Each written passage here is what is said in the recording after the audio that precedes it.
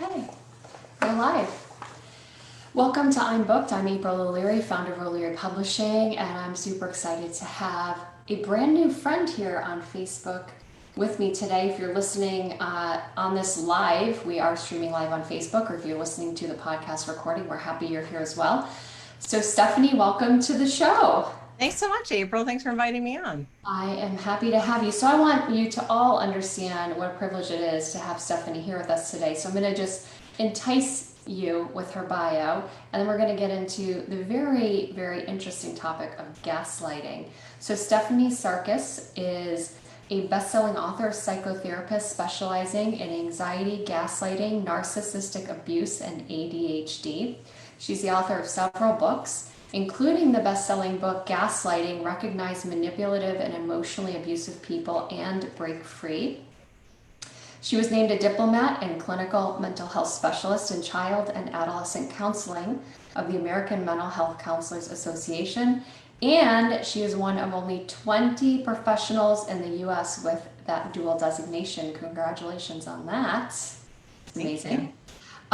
She is actually hails from Florida. She's not too far up the highway from me. I'm in Naples, Florida. She's in Tampa. Oh, you are? Really? Sorry, I just interrupted the bio. Yes, please. No, my sister's in Tampa. She's at HCC, not too far from You're me. kidding. What a small world.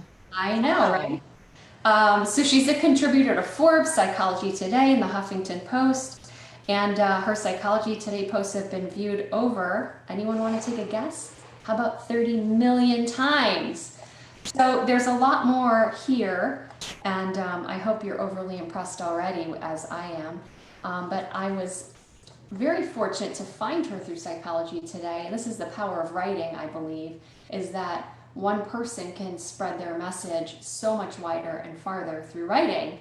And as a publisher, that's one of the things I really love about the power of words. And so I was listening to another podcast recently with Dax Shepard, armchair expert if you haven't listened to it before, and he mentioned the term gaslighting. And I thought, I know what that is, but I want to double check. So I Googled it. I found her Psychology Today article. I was like, this is genius. I would love to host her on the podcast. So here we are. So, yeah, and thank you for mentioning Dax Shepard, because we were talking about he is very open about being in recovery. And you had mentioned that his latest podcast, he had relapsed. And you said he was gaslighting people when they were asking him about his possibility of using again. Correct. Yes. So as someone in recovery, I like to follow other people that are on their own sobriety journey. And someone alerted me to his podcast that he had 16 years, but that he had just relapsed on opioids. And now his most recent podcast is called Day 7. And he shares about his slow relapse into opioids. And he talks about gaslighting. And so that's a great segue into our discussion here today, which is about gaslighting and helping us have a better understanding of what that is and how we can spot it. And so let's start off with like the very basic idea of gaslighting. And can you tell us what that is? Sure. Gaslighting is a form of manipulation where you are trying to get someone to question their reality. And one of the ways that people do this is by saying, well, what you saw and heard isn't really what happened. Or a gaslighter will hide somebody's items and then say, well, you're just so irresponsible or you're crazy, and that's why you keep losing things, when the person is actually hiding your stuff. So it's a way of keeping people off kilter. And when you keep people off kilter, they become more dependent on you for your version of reality. So it's helping manipulate people through the ability to manipulate their own reality. So where you think something happened a certain way, and in actuality it did happen that way, but they're kind of throwing you off by telling you that you're incorrect. Right, like with addiction. So someone that's using again, a family member may confront them and say, hey, I've seen some behavior that I wonder if you're using again. And they'll say, well, how do you know that? And you say, well, I saw you do X, Y, Z, and that's something that you did before. And they'll say, well, that's not what happened. That's not what you saw. You must be kind of crazy that you think that I'm using again, because you know how hard I work for my sobriety. So how, there's no way that could happen. And so I think it sounds like that's what Dax Shepard was alluding to, is that people were kind of confronting him and he was saying, no, that never happened. Or he was kind of diverting or using a smokescreen to distract. And that's something that you see also with people that have narcissistic tendencies. Antisocial or sociopath is more commonly the word used. You see that kind of either meaningful, purposely manipulating through gaslighting, or sometimes people also do it because they learn that from their parents that gaslighting is what they think relationships should be like, and so they start practicing on their own relationships and then realize, wait a second, what I'm doing is not helping me and is not helping my partner. And they may seek help. But if you are purposely gaslighting someone, or if you have narcissistic personality disorder, you're less likely to seek help, because you think that everyone else is crazy and you're fine. Ah, and that's the tricky part of it, right? Right. Exactly. Yeah. And also it's hard to tell if someone's purposefully doing it or they're doing it because they learn that behavior. But in the end, the gaslighter is still 100% responsible for their behavior, regardless of what the origin is.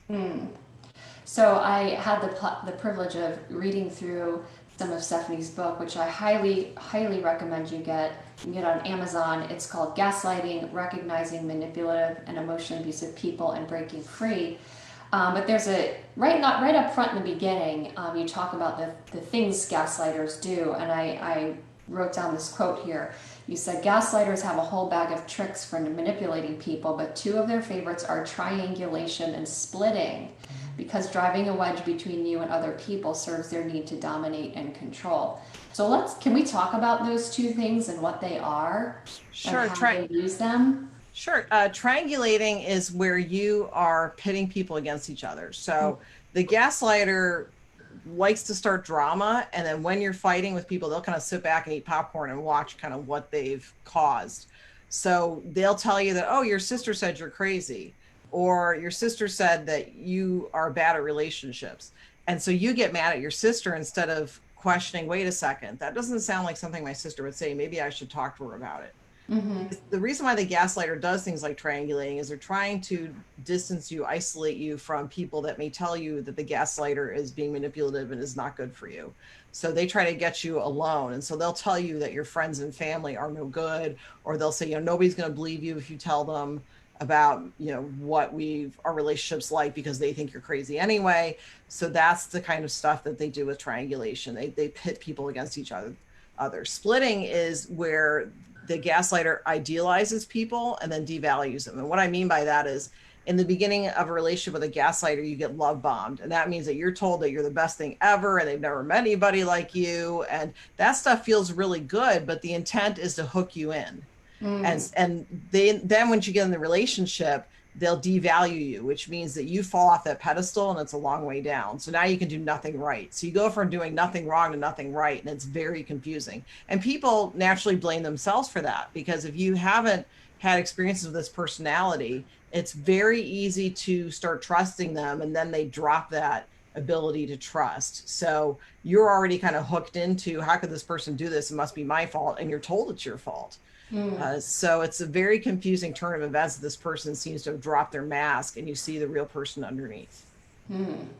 Yeah, and it's tricky, when you just said that, it's interesting. I remember in my late teens or early 20s, I was in a relationship. And now in hindsight, when you say that, I'm like, oh, very interesting, because the person was somewhat controlling, somewhat being a very light term there, and had the ability to sort of separate me from my friends and my family. So it ended up just being me and that person. And then they sort of beat on your self-esteem. So fortunately, I was able to get out of that, thankfully. But when you're in it, it's hard to see, even though your parents may be telling you this person isn't who they say they are. Right. Or your best friend might say this person's not treating you right.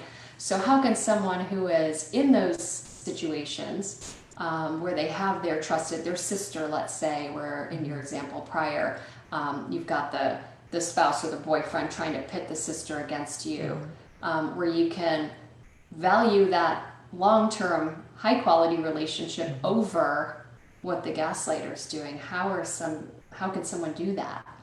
I think it's really important to maintain contact with family and friends and keep in mind that what the gaslighter says is largely possibly not true. And if you talk to your friends and family, they would probably most likely tell you, yeah, that's nothing like we said. So something sounds off. If you're pretty sure that your sister would not have said something like that, believe that gut feeling. Because narcissists, gaslighters will tell you that that gut feeling's wrong, but it's usually on target 100% of the time. So really fight for that contact with those people. Even if the gaslighter tells you that person's terrible, that they're no good for you, again, that's part of what the gaslighter wants you to do. They want you to separate. And usually with gaslighters, the best thing you can do is just end the relationship. And that's very tricky, especially because gaslighting can be a segue or a start to ramping up into physical abuse. And when you are planning on leaving or have left, that's when the lethality of the relationship is at its highest. So it's really important that you meet with professionals, mental health professionals, and really get those support systems, together if you're planning on leaving or if you've left. Also, when you are in that stage of leaving, it's really important that if you have kids with the gaslighter, that you have a pretty strict parenting plan. And what I mean by that is parenting plans detail what time pickup and drop off is, where you should meet. You want to meet in a neutral location. You want to have the parameters of the parenting plan as strict as possible, because gaslighters will push those to the limits. So if you have something in your parenting plan that says, well, after 30 minutes at the exchange point, if you don't hear from the person, you can take off and your night with your child, the gaslighter will show up at like 29 minutes and 59 seconds. So they'll do stuff like that. So if you do leave, you have to make sure also, if you don't have kids, you can just do radio silence, which means no contact. You block their phone number, you block their email, because what they'll do is once they've lost that narcissistic supply from you, they will do what's called hoovering, like the vacuum. They'll try to suck you back in. So they will try to get family and friends of theirs to talk to you about going back to the relationship. They'll try to contact you. And because they tell you that, well, when we get back together this time, things are gonna be different, it usually doesn't happen like that. You go back to the same unhealthy relationship it was, and then it gets worse. So again, but with kids, you can't always go no contact for obvious reasons with co-parenting. But again, usually the method for distancing yourself is cutting off all contact with a gaslighter, which is really difficult. In abusive relationships, people usually return about 5 times before they leave for good.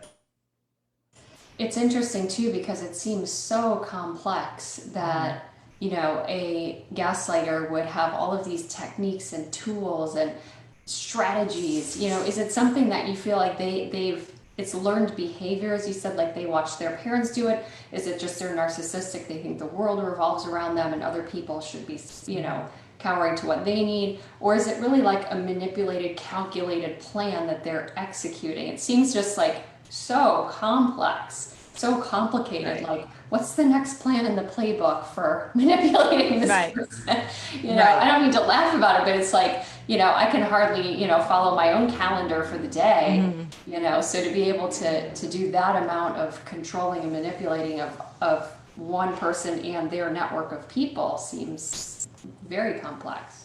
But keep in mind that when a gaslighter narcissist gains control over people, they get a burst of dopamine. They get a reward from doing that, just like we get a reward from like doing a good job at work.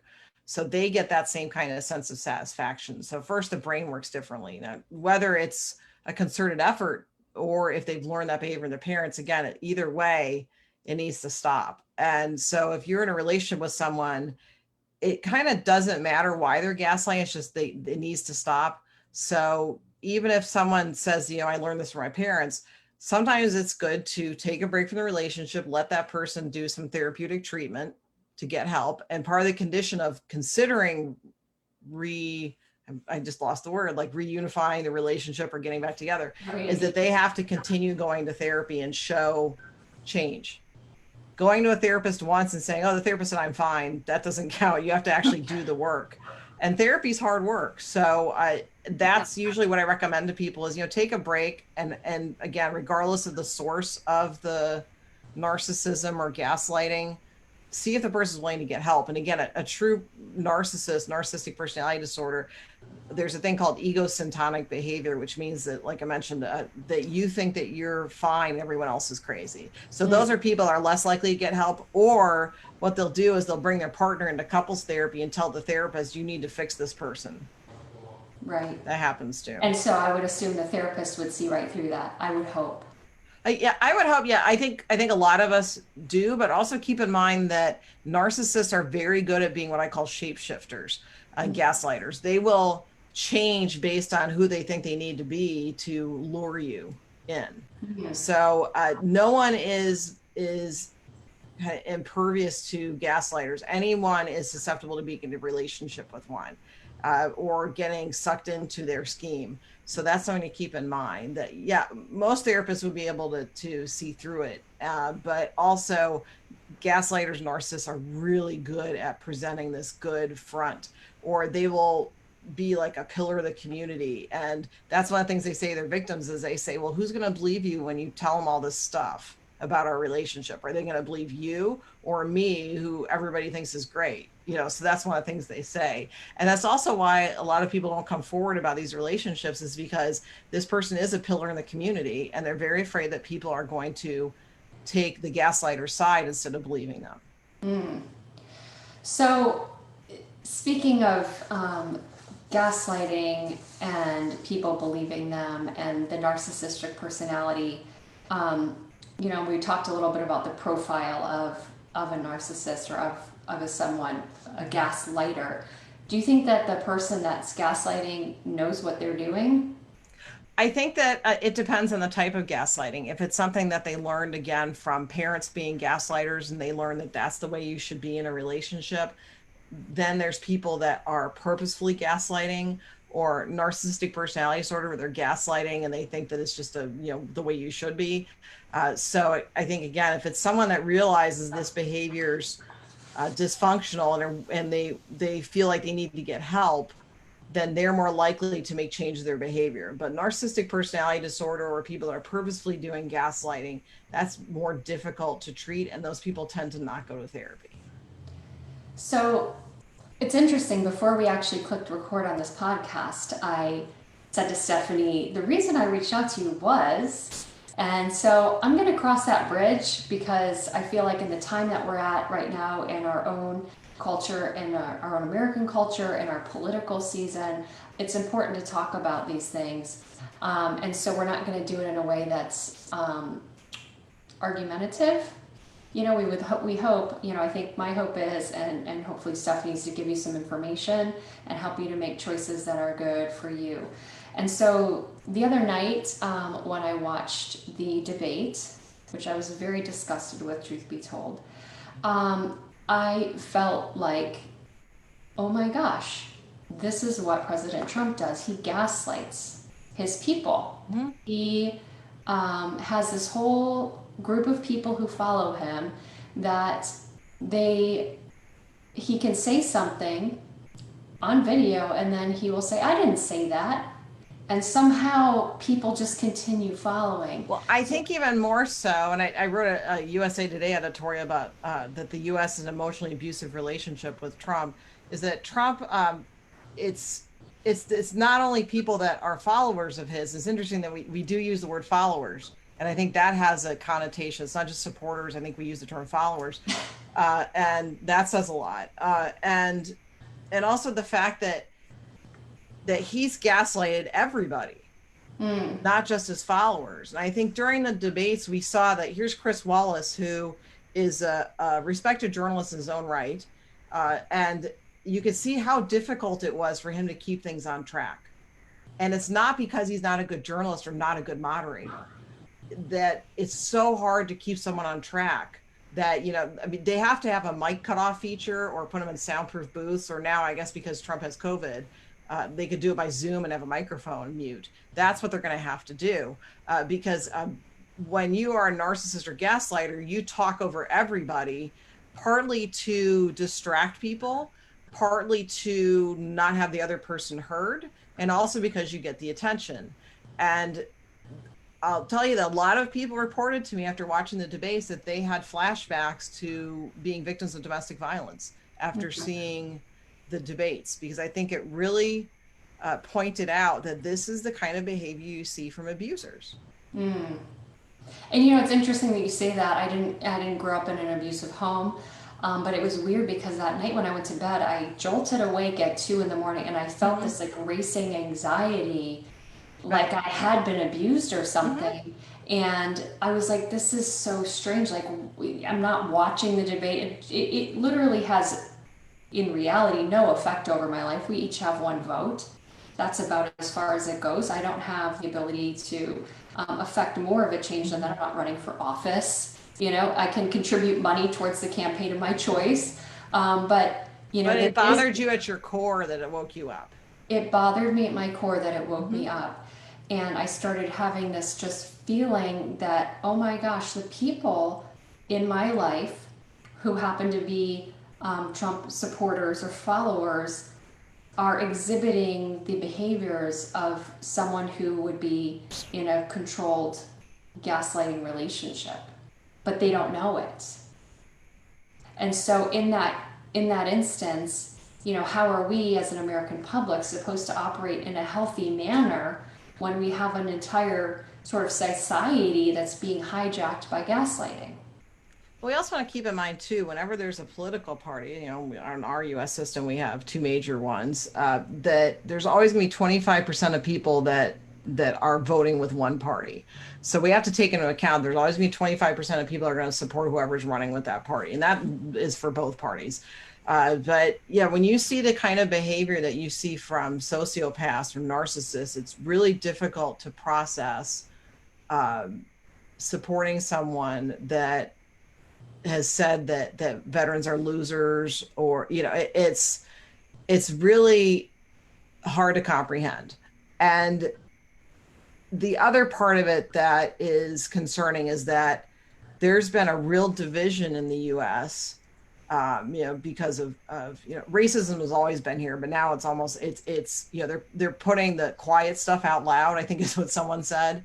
And you've got Trump like not only endorsing supremacy, white supremacy, but also encouraging a white supremacist organization that the FBI is tagging as a terrorist organization, I believe. So And, you and have, acting during the debate as though he didn't know what they were talking about. right. Well, that's gaslighting. Yeah. Yeah. Yeah. So, So I mean, it's like, well, what do you want me to say? What was it you were calling it again? right. Like, I just, it makes no sense to me. Like, Right. do Right. we? And that's why Biden said the name of the white nationalist organization, because it's like, what this is. So, and I think part of it is too, the Russian interference in the election. We have proof now that Russia did and is also continuing now. There's just, I believe it was an FBI staff member or agent testifying that part of the purpose of the Russian interference in the election was to create a divided U.S. because, a house divided against itself cannot stand. I think that was Lincoln said that. So that was the purpose, is to make the U.S. so fractured that we can't function as a whole. That was the Russian point of it. So I think we need to take into account that technique has largely worked, because we're looking at the fact that how different a lot of us are on different things that maybe we didn't really realize before. That we knew that maybe somebody, made an inappropriate joke once in a while, and we really didn't like that, but we didn't realize what the depth was of their hate. And I think that is very startling. I think, we both are, I'm assuming you identify as white and I identify as white. I think that if when we're white, I think we take a lot of our privileges for granted. And I think that this is brought to the forefront, that there are special privileges afforded to us that a lot of other people don't have. And I think that is not being aware of that, I think, has really detached people from each other. Yeah. And again, the quiet parts are being said out loud. And so it's one of those things that there have been families, I've worked with families where the family members are no longer talking to each other because they have different political views. I know that when I've written about, I write, in Forbes about the gaslight behavior of Trump, I've received some pretty horrific emails, voicemails. And what I started doing is I started posting those on Twitter. So if you send me a horrible message on Twitter, I'm going to post it, because I think some of the stuff is we need to bring this into light. And I think that the way that we've operated before is kind of, if someone's gaslighting us, people kind of keep it quiet. But I encourage people to speak out. If you receive a message, that's inappropriate, what I do is I usually just kind of, if it's an email, I blank out their name and then, take a piece of it out. and I post it. And I think it's decreased the amount of messages like that I've received. Yeah. So I think it's really important that we also hold social media accountable, that when there is misinformation or endorsement of gaslighting behavior, abusive behavior, racist behavior, that we really need to hold them accountable. Facebook, I'll just call them out as one of the entities that has had kind of the weakest policy about that. And that they don't act fast enough, in my opinion, to take down racist, narcissist, gaslighting posts. So we have to keep making sure that we go to reputable news sources. We need to make sure that we are holding people accountable for that behavior, because that's one of the things that if it's hidden, it grows. And so we really need to be verbal and say, if we see somebody behaving in a way that's not appropriate, we need to be very loud and clear about how that's not going to be tolerated. And that's something that takes a lot of courage if people have not done that before, but we really need to speak out about it. And that includes also contacting our representatives. And the silver lining to all this is that people have become much more politically active, which is a good thing. And it's really important that we vote. I can't express enough to you how important it is that we vote. And also realize that the tactics that Trump has been using about mail ballots and the whole thing about, what did he say in the debate? Like something like the mail carriers are dumping I don't even, and part of it, I don't want to Yeah, and every single one of those votes had his name on it. I saw that. I'm like, really? That would be surprising if every single one of them. So he's magical. Yes. And all knowing. Was it omnipotent in literature? He's Yeah. omnipotent. So yeah, so It's like you flipped the coin 100 times, and every time it was heads. Yeah. Like, I'm just not believing that. Right. Well, one of the reasons why he doesn't want mail-in voting is because it's harder to manipulate mail-in votes. So the touchscreen voting, I recommend to people, if they go in person to vote, first be really careful with COVID. And also, if you are given the option of a touchscreen, use a paper ballot instead. You have the right in every state, if they're using touchscreens, to ask for a paper ballot, and use the paper ballot instead. That's very important. The Senate has kind of dismantled, if you look at McConnell's record, he's kind of dismantled voter protection acts. So we need to make sure that we're voting in a way that our vote's going to count. And you can go onto your county's election site and look up if they've received your paper ballot. So if you go to vote411.org, you can look if you're registered. And then if you go to my county, I look on my county's election site, and you can see, they mailed out my ballot on this date. They tell you what day it's due, and you need to know what your state's rules are about voting. And we need to fight voter suppression, and there is a way to report that. I look online, I can't remember the title of the website right now, but there's a number you can call or you can email to report voter suppression. And this organization has worked to making sure that people weren't turned away at the polls. So there's a lot of ways that we need to get word out about how to fight voter suppression and what voter suppression is. They are not allowed to have, that was the thing about poll watchers. Trump has poll watchers, that they are not allowed. They are not allowed to watch you vote. So if that happens, that's a form of voter suppression. So we really need to be aware of that, and also let people know that their vote counts. We have seen some elections that usually more like local or regional, that have gotten down to just a handful of votes. So voting matters, and the good news is that more people are registered than ever before. Oh, go ahead. Yeah, no, it matters. And, I think it's what's interesting, and I'm curious if you could weigh in on this as well. Our husband and I talk quite a bit about this. He's an attorney, and so he's pretty knowledgeable about the law. And he said one of the most dangerous things he feels that Trump does is to discredit long-standing governmental agencies, so people start distrusting them. Right. And that's part of what a gaslighter does, is they say, well, you can't trust all these people, you can trust me. And we see that pattern. And Trump has literally said, what you saw and heard is not what you saw and heard. Well, it's funny because he's trusting, he's creating a distrust for the Postal Service, which is a government agency. And I actually and mail carriers and postal workers work really, really hard. And so that's something that's like, you don't touch that. Do you know Well, what I and mean? Like that's I have a friend who was a post carrier, and he told me that for every 1,000 pieces of mail that he had to deliver, he could only get two wrong, or he would get fired. right. So a very, very, very small percentage of mistake that's Right. permissible for And a the mail actual carrier. issue is the postmaster. That's what we need to look at. And I hope we get to a point in the US where I don't remember the postmaster's name anymore. I don't know it. I mean, I Right? remember like, in 2000, early part of 2016, I didn't know who the postmaster was. I didn't know his name.